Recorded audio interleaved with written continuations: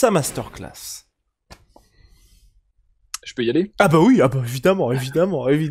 Attachez vos ceintures, c'est parti. C'est deux prospects, enfin même, est-ce qu'on peut dire des prospects? Les mecs sont dans le top 10, donc je sais même pas si on peut dire prospects, tu vois, à ce niveau-là, mais c'est des mecs qui, à mon avis, vont compter dans la catégorie, qui ont... Est-ce qu'ils reviennent d'une défaite? Je crois que Song Yadong a perdu contre Kyler Phillips récemment, c'était son dernier combat, et Casey Kenny, je crois que son dernier combat, c'était perdu contre Dominic Cruz. C'est ça. Donc c'est plutôt... Enfin, je veux dire, ils sont bien dans la catégorie. Moi, j'aime bien les deux. Ils présentent tous les deux un jeu qui est très intéressant. Alors, on va procéder par combattant. Casey Kenny, ce que j'aime bien, c'est un gaucher. Il est un peu dans cette traînée, tu vois, des mecs qui suivent un peu le modèle Conor McGregor, Tenshin Nasukawa, comment il s'appelle, Sean O'Malley, enfin des gauchers un peu dans ce modèle-là. Ils ont un peu les mêmes techniques. Alors bien sûr, ils ont pas la même façon de combattre, mais c'est la même logique en fait, c'est les mêmes stratégies qu'ils cherchent à employer. Casey Kenny, il mise beaucoup en fait sur créer la réaction chez l'adversaire avec un jeu en kick qu'il utilise sur le côté ouvert. Comme il est gaucher, il est très très bon gaucher. Il est fausse patte et il est particulièrement efficace contre des mecs qui sont en garde orthodoxe parce que c'est sur son côté ouvert. Et la façon dont il procède généralement, c'est qu'il va installer très rapidement un jeu de feinte et un jeu de double voire triple attaque sur ses techniques arrière. C'est-à-dire qu'il va soit envoyer un middle kick, soit un low kick, soit un direct du bras arrière. Et en fait, le setup, c'est-à-dire le mouvement juste qui précède en fait ces techniques sera le même. Du coup, ça va perdre l'adversaire. Et l'adversaire ne saura plus quelle va être la technique qui va arriver quand Casey Kenny déclenche. Et ensuite, au fur et à mesure où son jeu se déroule, il attend les réactions de l'adversaire pour contrer du bras arrière. Un autre combattant qui fait ça aussi, c'est Saladin Parnasse. Il y en a plusieurs qui sont dans cette stratégie de gaucher en fait. C'est un modèle en fait. On pourrait même dire que c'est un style de combat qui est de plus en plus fréquent là encore une fois et qui fonctionne vraiment sur créer des attentes, déjouer les attentes de l'adversaire. C'est là où on voit que le jeu a gagné en finesse en fait, notamment debout. Moi, ça m'intéresse parce que, enfin, c'est un secret pour personne, mais initialement, je regardais beaucoup le kickboxing et beaucoup la boxe, et de voir que le MMA évolue dans cette direction-là, pour moi, je trouve ça très intéressant. Donc, Casey Kenny, il a vraiment ce jeu-là. Et il est très très efficace quand on rentre dans ce jeu-là. C'est-à-dire quand on est statique face à lui et qu'on est orthodoxe, généralement c'est mal barré pour nous. Enfin vraiment, c'est là où il contrôle le mieux. Là où il a un peu plus de mal, c'est quand l'adversaire ne joue pas selon ses règles, qui change de garde ou qui change de direction, qui reste pas en face de lui. Et je pense notamment à son combat contre Dominic Cruz, qui s'était achevé par une split décision de mémoire, mais moi après il faudra me corriger, peut-être que je parle là encore parce que je l'ai pas revu le combat depuis, mais décision dans ma tête, partagée, oui, Pauline. décision partagée, mais pour moi ça méritait pas une décision partagée en fait. Ça fait partie de ces combats où en gros à mon avis il y a un juge qui a chié dans la colle parce que Casey Kenny avançait pendant tout le combat. Ce qui veut pas nécessairement dire que tu gagnes. Quand tu avances, si tu prends plus de coups que l'adversaire, c'est juste que tu mets pas la pression, tu détermines juste le rythme auquel tu te fais balader, quoi. C'est tout, tu vois. Et je trouve qu'hormis ces techniques en low kick, il n'avait pas vraiment la solution face à Dominic Cruz. Il n'arrivait pas à installer son jeu parce qu'en fait, il y a plusieurs trucs qui lui manquent. Je pense qu'il n'arrive pas vraiment à s'adapter quand on change, par exemple, de garde. Sa technique est un peu moins efficace parce que justement, on lui ferme le côté ouvert qui lui permet en fait généralement de dérouler son jeu.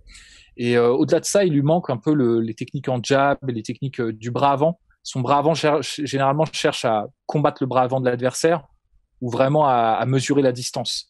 En ça, ça ressemble vraiment à Conor McGregor. Conor McGregor, on voit par exemple qu'il a du mal à combattre les gauchers comme lui, notamment son combat contre ces trois combats, mais disons plutôt ces deux défaites contre Dustin Poirier, parce que justement il lui manque ce savoir-faire du bras avant quand il est dans une garde qui n'est plus une garde ouverte, mais une garde, on va dire comme s'il était orthodoxe quoi. Donc c'est intéressant pour ça. Casey Kenny, je trouve qu'il a un style vraiment qui marche très bien quand on rentre dans son jeu. Après, ça marche un peu moins bien quand on rentre pas dans son jeu. Les deux personnes qui l'ont battu, soit l'ont battu en utilisant un style de lutte très très très très agressif. Ça c'est Dvalishvili qui l'a battu comme ça. Bon, tout le monde n'a pas le niveau en lutte de Dvalishvili, d'autant que Casey Kenny est un champion de judo, donc il est assez difficile à mettre au sol. Il a plutôt une bonne takedown défense. Mais moi, c'est surtout plutôt son combat contre Dominick Cruz qui était intéressant. Mais là, encore une fois, peu de gens aussi ont le savoir-faire de Dominick Cruz. Mais on en voit de plus en plus dans cette catégorie. Je rappelle quand même qu'on a eu un superbe combat il y a quelques semaines.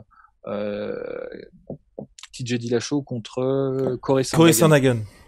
Donc c'est quelque chose qu'on voit de plus en plus. Et à mon avis, Casey Kenny, s'il veut vraiment évoluer dans cette catégorie, il va falloir qu'il commence à mon avis, s'adapter à ça, parce qu'il n'aura pas tout le temps en face de lui des mecs en orthodoxe qui vont rentrer en fait dans son jeu.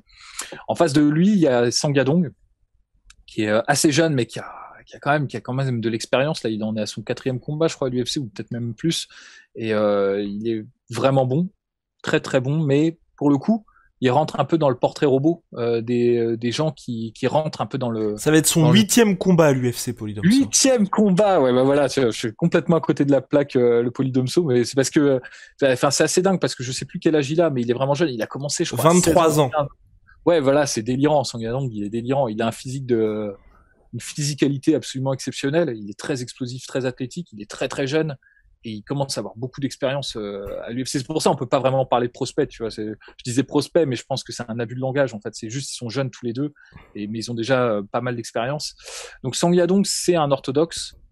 Il est, je pense, assez classique dans sa façon de combattre. Hein. Il est vraiment très complet. Il n'y a pas de domaine où il est mauvais. Il est bon au sol, il est bon en lutte.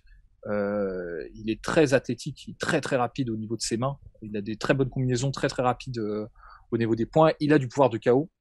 Mais, et c'est pour ça que je dis qu'il y a un petit mais dans son combat contre Casey Kenny, c'est que, à mon sens, je trouve qu'il est trop scolaire. Alors bien sûr, il a les techniques de, tu sais, un peu tournoyantes.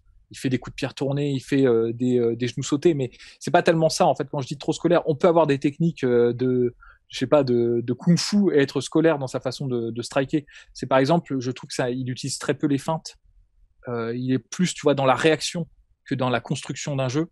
Et je pense que ça rentre très bien en fait dans le jeu de Casey Kenny, parce que Casey Kenny, quand il arrive à installer ses feintes et que tu sais plus en fait ce qui va venir entre le middle kick, le bras arrière ou le low kick, c'est là où franchement il a son groove. Et Sang Yadong, il est très très explosif, très rapide, il peut très bien sécher Kenny sur un contre. Hein. Ça c'est une forte possibilité. Hein. Il a des KO comme ça, notamment un KO, je me souviens plus duquel, mais sur un où il faceplant un mec sur un kick où il rentre vraiment au moment où le gars balance son kick. Je crois que c'était Perez, mais je suis plus sûr des noms.